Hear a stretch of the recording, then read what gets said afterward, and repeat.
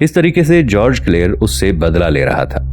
Guest अपनी transfer को रुकवाने के लिए क्लेयर के पास नहीं गया कि उसे यकीन था कि वो अहकामात वापस नहीं लेगा और उसे परेशान देखकर क्लेयर मजीद खुश होगा। ईरान के जिद्दत पसंद असलहा फरोख्त करने की कोशिश करने वालों में क्लेयर जॉर्ज भी शामिल था। इन सब की राह में गेस्ट रुकावट था। उसने दीगर माहिरीन से मिलकर सारी सूरत हाल के हवाले से रिपोर्ट बनाई और इस पर सिर्फ अपने दस्तखत किए। ये रिपोर्ट क्लेयर जॉर्ज के जरिए ही जाना थी। क्लेयर के बारे में गेस्ट रिपोर्ट लेकर गया तो वो मुश्ताइल होकर चीखने लगा और कहा, केसी, CIA चीफ इसे पसंद करेगा। ये कहकर उसने रिपोर्ट फाड़कर फेंक दी। इस मौके पर गेस्ट ने कहा था, इस रिपोर्ट को नीचे से उठा लो, यही एक दिन तुम्हें मुसीबत से बचाएगी। ऐसी दीगर बातों का क्लेयर जॉर्ज को इस पर गुस्सा था। अब जबकि अफगानिस्तान में कामयाबी उसके कदम चूमने लगी तो क्लेयर जॉर्ज ने उससे दोबारा असाइनमेंट वापस ले ली। जॉर्ज और गेस्ट दोस्त रह चुके थे। वो दोनों ईथन्स में साथ रहे। यहाँ गेस्ट ने उसे कार के लिए निशाना बांधना सिखाया था। वो जानता था कि उसका ये दोस्त उसकी जिंदगी को काबिल इबरत बना सकता है। ईरान प्रोग्राम के हवाले से घपलों की तहकीकात होने वाली थी। गेस्ट से ज्यादा इस प्रोग्राम और इसमें होने वाली बदउनवानियों के हवाले से और कोई नहीं जानता था। CIA का मौका पेश करने के लिए गेस्ट को बुलाया जाना जरूरी था। उसने वहां कुछ हकायक बयान करना थे। इनसे क्लेयर जॉर्ज खौफ था, इसलिए भी उसने नियर ईस्ट डिवीजन से उसको अफ्रीका भिजवा दिया ताकि उसके यहाँ से दूर होने की वजह से किसी और को CIA का मौक़िफ़ बयान करने के लिए भेजा जाए। विल्सन न सिर्फ डिफेंस अप्रोप्रिएशन कमेटी का मेंबर था बल्कि वो इंटेलिजेंस कमेटी का भी रुकन था जो CIA की निगरान थी। वो आसानी से गेस्ट को दोबारा इस प्रोग्राम पर तैनात कर सकता था, लेकिन गेस्ट ने सोचा कि मुझे सजा के तौर पर अफ्रीका भेजा जा रहा है और मैं सजा का मर्दाना वार मुकाबला करूंगा। चार्ली से मुलाकात में उसने यही कहा कि बैक वक्त मेरे पास अच्छी और बुरी खबर है। बुरी खबर यह है कि मुझे अफगान प्रोग्राम से अलग कर दिया गया है और अच्छी ये कि मेरी जगह डिवाइन को लाया गया है। डिवाइन ईरानी प्रोग्राम के हवाले से गेस्ट का इंचार्ज रहा था। उसने चार्ली से कहा कि सीक्रेट वर्ल्ड में चीजें ऐसे ही चलती हैं। अब मेरे प्रोग्राम से अलग होने का वक्त आ गया है। अब चार्ली मेरे लिए और अफगान प्रोग्राम के लिए जो कर सकता है वो ये है कि मेरे मुतबादिल कामयाबी के लिए हर मुमकिन इक़दाम करे। ये इस ड्रामे का अफसोसनाक पहलू है कि गेस्ट अभी मैकबेन वर्जीनिया में मौजूद था। ये रिहाइशगाह चार्ली के उस दफ्तर से चंद मिनट की मुसाफत पर थी। यहाँ उसने चार्ली से आखिरी मुलाकात की। अब उसे हुक्म दिया गया कि वो चार्ली को बताए कि वो अफ्रीका में है। एक रात जब चार्ली ने उसके पुराने फोन नंबर पर राबिता किया तो टेप चल रहा था कि फोन आउट ऑफ सर्विस है। इंसानी फितरत है कि इसे मुतबादिल की कोई शख्स भी कामयाबी को पसंद नहीं करता। वो इसका मुस्तकबिल डूबते देखना चाहता है, लेकिन गेस्ट को अफगान प्रोग्राम से मोहब्बत थी। वो इसका फख्र था। इस जंग में वो अमेरिका को सुरखरू होता देखना चाहता था। डिसिप्लिन का तकाजा था कि वो जैक डिवाइन को प्रोग्राम के हवाले से ब्रीफ करे। वो उसके साथ 1 महीना रहा। इस दौरान वो उसे मिस्र, पाकिस्तान, बरतानिया, चीन और सऊदी अरब ले गया, जहां उसको मुतल्लिका हुक्काम से मिलवाया और उनसे ज़ाती ताल्लुकात की बुनियाद पर भी उससे हर किस्म के ताउन करने की यकीन दहानी हासिल की। बादशाह उसके एक सीनियर अफसर ने कहा कि आज तक तुम जैसा बेहतरीन ट्रांजिशन नहीं देखा। गेस्ट के लिए ये बड़ा अफसोसनाक और खौफनाक टाइम होता जब अफगान जंग के अहम किरदारों की कामयाबी पर असनाद दी जाती थीं। रूसी फौज की शिकस्त के बाद CIA एडिटोरियम में ऐसी तकरीरें होती रहती थीं। इनमें गेस्ट भी मौजूद होता था, लेकिन उसकी अहलियत, काबिलियत और कामयाबियों पर उसे एक भी सर्टिफिकेट नहीं दिया गया। डेवी क्लेयर और एलन फर्स उसके बाद अफगानिस्तान में तैनात हुए। उनकी खिदमात का तो एतराफ़ किया गया, लेकिन कामयाबी की बुनियाद रखने वाले माहिर को हमेशा नज़रअंदाज कर दिया गया। उनको उनकी अजीम तरीन खिदमात के पेश नज़र $25,000 के नक़द इनामात दिए गए थे। बादशाह वो ईरान कॉन्ट्रा स्कैंडल में ज़ेरे तफ्तीश रहे। गेस्ट को कोई सरकारी अवार्ड तो ना मिल सका, ताहम CIA में काम करने वाले 500 मर्दों ख़वातीन ने इसको अवार्ड दिया, जो वो हर साल अपने किसी काले साथी को देने के लिए तजवीज़ करता था। इस मरतबा CIA के हॉल में बड़ी भरपूर तकरीब में उसकी खिदमात और इंसानी खूबियों के एतराफ़ में अवार्ड दिया गया, जिसका नाम ब्राउन बमर अवार्ड था। It's my war government. 1986 में चार्ली के साथ पाकिस्तान में एक अजीबो गरीब और किसी हद तक जिल्लत आमेज वाक़या पेश आया। उसे अफगान जंग के हवाले से पीरो माना जाता था, हालांकि जंग अभी जारी थी। नाजरीन, आगे बढ़ने से पहले कमेंट सेक्शन में हमें अपनी आरा से जरूर आगाह कीजिएगा कि आपको हमारी ये सीरीज कैसी लग रही है। आइंदा आने वाली इक़्साद से बाखबर रहने के लिए हमारे चैनल को सब्सक्राइब कर लें और साथ मौजूद बेल आइकॉन को जरूर क्लिक कर लें। शुक्रिया। वो जहाँ जाता हुक्काम उसे गर्मजोशी से खुशामदीद कहते थे। वो पेशावर में था। यहाँ उसने IRC अस्पताल में खून देना था। इसके बाद उसकी अफगान मुजाहिदीन से मुलाकात तय थी। मुजाहिदीन उसे देखने के लिए जमा हुए थे। शाम को उसे लाहौर में एक सरकारी डिनर में शिरकत करना थी। तमाम प्रोग्राम मामूल और शेड्यूल के मुताबिक चल रहे थे। शाम को फारिग होकर लाहौर जाने के लिए जहाज जो पहुंचा तो उसके लिए बड़ी जिल्लत आमेज सूरत हाल मुंतज़िर थी। पाकिस्तान में कहीं भी आने जाने के लिए ACIA इस्लामाबाद स्टेशन के डिस्पोजल पर फौजी जासूसी जहाज फराहम किया जाता था। उस रोज भी CIA का जहाज उसे इस्लामाबाद से पेशावर लाया था और अब इसमें ही उसने लाहौर जाना था। उसके साथ दूसरों के अलावा उसकी गर्लफ्रेंड स्वेटम भी मौजूद थी। यहाँ अमरीकी फौजी अताशी एयरफोर्स के कर्नल ने रूल से आगाह करते हुए बताया कि जहाज में कांग्रेसमैन के बीवी और रिश्तेदारों के अलावा कोई और सिविलियन या फौजी जासूस तैयारे में सफर नहीं कर सकता। स्वेटम सिविलियन खातून थी। वो ना तो किसी कांग्रेसमैन की बीवी और ना रिश्तेदार थी। कर्नल ने उसे जहाज में सवार होने से मना कर दिया। कर्नल ने पायलट को वाज़े तौर पर हुक्म दिया कि स्वेटम को जहाज में सवार ना होने दे। उसे उससे कोई गरज नहीं थी कि इसके कबल इसी जहाज पर चार्ली के साथ उसकी गर्लफ्रेंड स्नोफ्लेक जोएन, हत्ता कि उसकी बैले डांसर भी सफर कर चुकी थी। कर्नल को इसकी परवाह नहीं थी कि चार्ली विल्सन ने उस रात लाहौर में एक डिनर में शिरकत करनी है और लाहौर के लिए अगली कमर्शियल फ्लाइट दूसरे दिन जाना थी। कर्नल को अंदाजा नहीं था कि उसने कैसी खतरनाक जंग का आगाज कर दिया है। वो चार्ली को शेखी भगारने वाला मामूली इख्तियारात का हामिल कांग्रेसमैन समझ रहा था, जिसे कर्नल ने अपनी दानिस्त में रंगे हाथों उस वक्त पकड़ लिया जब वो कीमती जासूस जहाज में अपनी महबूबा को गैर कानूनी तौर पर सवार करने की कोशिश कर रहा था और वाज़े तौर पर अपने इख्तियारात का गलत इस्तेमाल कर रहा था। चार्ली के मुहाफिजों में से एक ने कर्नल को समझाने की कोशिश की, लेकिन वो अपनी जिद पर अड़ा रहा। उसने पेंटागन को भी इस किस्म का तार भेजा कि वो वहां से भी स्वेटम को जहाज पर सवार कराने से इनकार कर दिया गया। चार्ली विल्सन पेंटागन के सालाना बजट की जिम्मेदार सब कमेटी का मुशीर मेंबर था। उसको मालूम था पेंटागन कांग्रेसमैनों की हिमायत हासिल करने के लिए किस तरह कवायदो ज़वाबित का कान मरोड़ देते हैं। चार्ली कर्नल की इस हरकत पर बड़ा मुश्ताइल हुआ। वो कहता है 20 साल में वो कभी इतना गुस्से में नहीं आया था जितना उस वक्त आया। वो इस पर बुरे तरीके से बरसा, लेकिन कर्नल की सुई जहां थी वहीं अटकी रही। कर्नल को माइल देखकर चार्ली ने उसे हुक्म दिया कि सदर पाकिस्तान जनरल ज़ियाउल हक से फोन पर बात कराए। चार्ल्स विल्सन ने ज़ियाउल हक से कभी अपनी जात के हवाले से किसी मफाद की बात नहीं की थी। उसने ज़ियाउल हक से बात की तो वो फौरी तौर पर सूरत हाल को समझ गए और कहा कि मेरा जहाज तुम्हारी स्वेटम के लिए तैयार है। जब विल्सन ज़ियाउल हक के दिए हुए पाक फजाइया के तैयारे में सवार हो रहा था तो उसने कर्नल से कहा, कर्नल, ये इस कहानी का इख्तिताम नहीं है। कर्नल को यह बावर कराने के लिए कि उसने किस से पंगा लिया है, चार्ली ने उसे हुक्म दिया कि DIA का जहाज यहाँ पेशावर से इस्लामाबाद नहीं बल्कि ज़ियाउल हक के तैयारे के साथ साथ सामान लेकर लाहौर जाएगा। उसी शाम कर्नल और पायलट ने इस्लामाबाद में अपने दफ्तर की पिकनिक में शरीक होना था। सदर ज़ियाउल हक ने बड़ी मतानत के साथ चार्ली को मुबारकबाद दी थी, लेकिन चार्ली ने इंतकाम के लिए कमर कस ली थी। वो वाशिंगटन पहुंचा तो उसने अपने अप्रोप्रिएशन कमेटी के साथियों को अपनी बेइज्जती के बारे में बताया और कहा कि इसका बदला लिया जाए। वो अपनी महबूबा की बेइज्जती पर भी बहुत नाराज था। उसके साथियों ने भी उसे बुरा महसूस किया और पेंटागन को अपनी हैसियत का एहसास दिलाया। इस दौरान तमाम स्टोरी न्यूयॉर्क टाइम्स ने शाये कर दी। बिलाखिर कांग्रेस ने हुक्म दिया जिसके मुताबिक जासूसी एजेंसी से न सिर्फ ये जहाज बल्कि इसके साथ उसको दिया हुआ दूसरा जहाज भी वापस लेकर टेक्सास इंटरनेशनल गार्ड को दे दिया गया।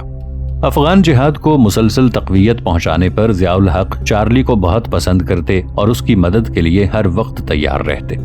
ज़ियाउल हक उसकी मदद करके खुशी महसूस करते थे, लेकिन चार्ली के अगले दौरे के मौके पर जब उसे एक और फौजी अफसर की तरह मुश्किलात का सामना था तो उस मौके पर उसने ज़ियाउल हक को एक नई शक्ल में देखा।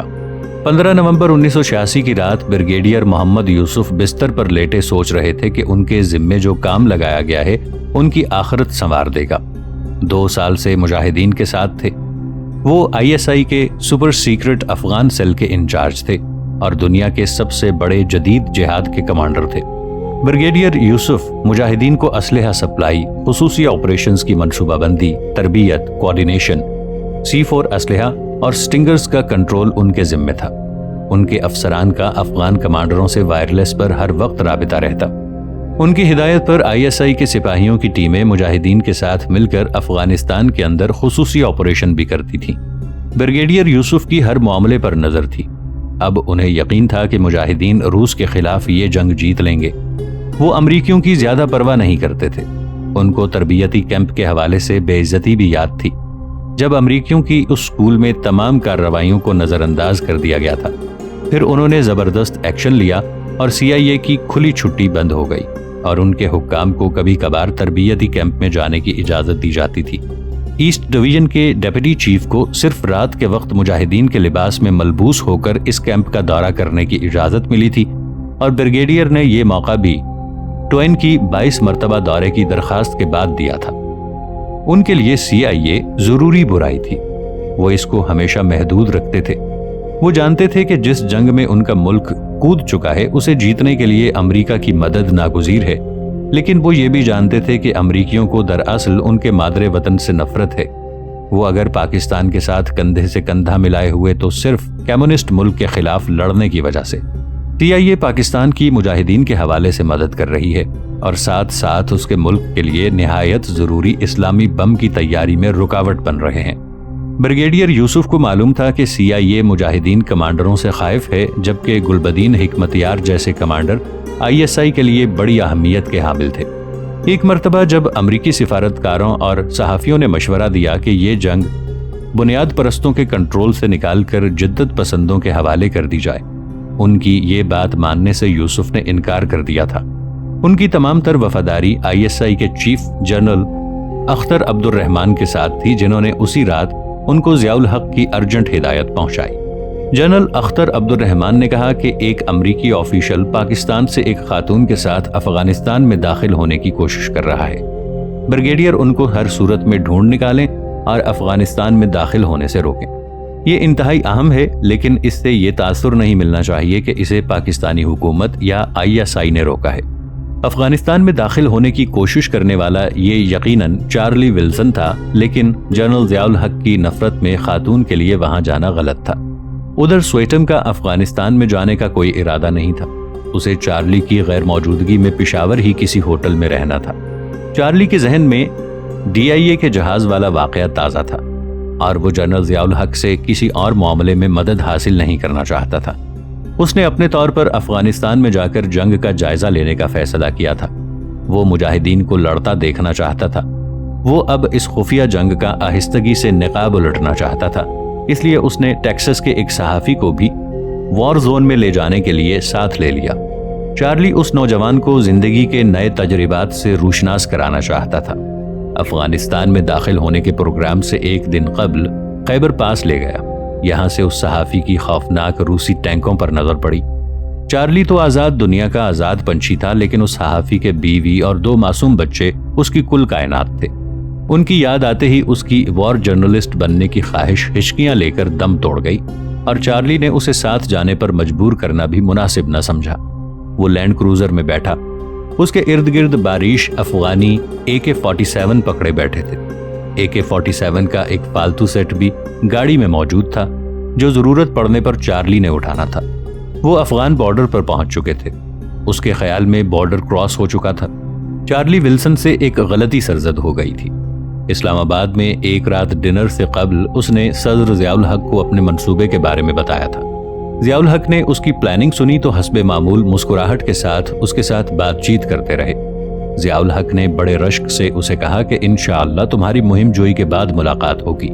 چارلی تقریب کے خاتمے کے بعد بمشکل صدر ضیاء الحق کی رہائش گاہ کے دروازے سے باہر ہی نکلا ہوگا کہ ضیاء الحق نے جنرل اختر عبد الرحمان کو حکم دے دیا کہ اس آدمی کو افغانستان جاننے سے روکو، ہم اس کو کھونا نہیں چاہتے، یہ پاکستان کے لیے بہت اہم ہے۔ ایسے آپریشن بریگیڈیئر یوسف کے لیے کوئی دلچسپی نہیں رکھتے تھے، لیکن انہیں صبح 4:30 بجے پشاور کے لیے روانہ ہونا پڑا۔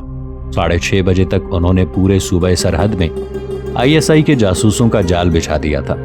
چند ہی گھنٹوں بعد ISI کو معلوم ہو گیا کہ ایک دراز قد غیر ملکی مجاہد کمانڈر عبدالحق کے کمانڈ میں دیکھا گیا ہے۔ یہ شخص چارلی کا جہاد کے بارے میں گائیڈ کرنے والا مجاہد کمانڈر عبدالحق تھا۔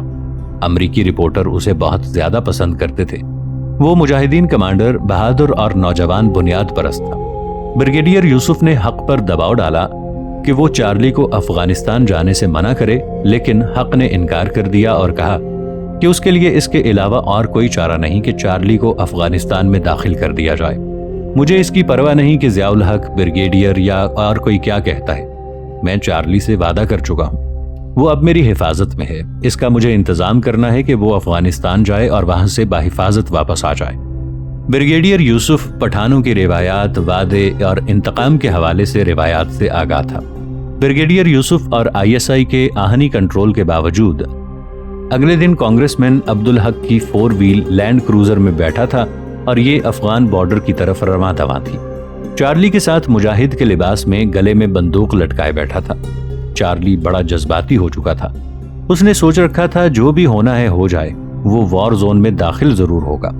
اسی اثنا میں سامنے سے ایک جیپ آتی دکھائی دی جس نے ان کو روک کر بتایا کہ آگے 2 قبائل میں شدید جنگ جاری ہے۔ جیپ کے ڈرائیور کے چہرے پر خوف نمایاں تھا۔ اتنی دیر میں ایک پاکستانی گارڈ نے بتایا کہ روڈ بلاک ہو چکی ہے، آگے جانا ممکن نہیں ہے۔ فائرنگ کی آواز ان تک بھی پہنچ رہی تھی۔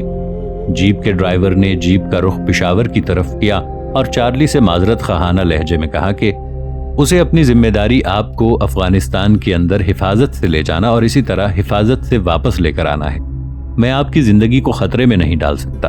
اگر آپ کو افغانستان میں پہنچنے سے قبل ہی کچھ ہو گیا تو عبدالحق مجھے زندہ نہیں چھوڑے گا۔ ایک لمحے کے اندر چارلی کو اندازہ ہو گیا کہ حقیقت کیا ہے اور وہ پشاور میں موجود کرٹ پر برس پڑا جس نے عبدالحق کو اس سے متعارف کروایا تھا۔ ولسن اس وقت شدید غصے میں تھا۔ اسے معلوم تھا کہ اس کو جان بوجھ کر واپس کیا گیا ہے۔ لوبک نے اس کی بات بڑے حوصلے کے ساتھ سنی اور ساتھ ہی جنرل اختر عبد الرحمان کو فون کیا۔ یہ بری جنگ ہے، میں اس کے لیے پے کر رہا ہوں، تمہیں پتا ہے کیا کرنا ہے۔ لعنت ہے، میرے کام میں مداخلت کی گئی ہے۔ جنرل اختر عبد الرحمان ISI ایمپائر کا بادشاہ تھا۔ وہ ایسی باتیں سننے کا عادی بھی نہیں تھا۔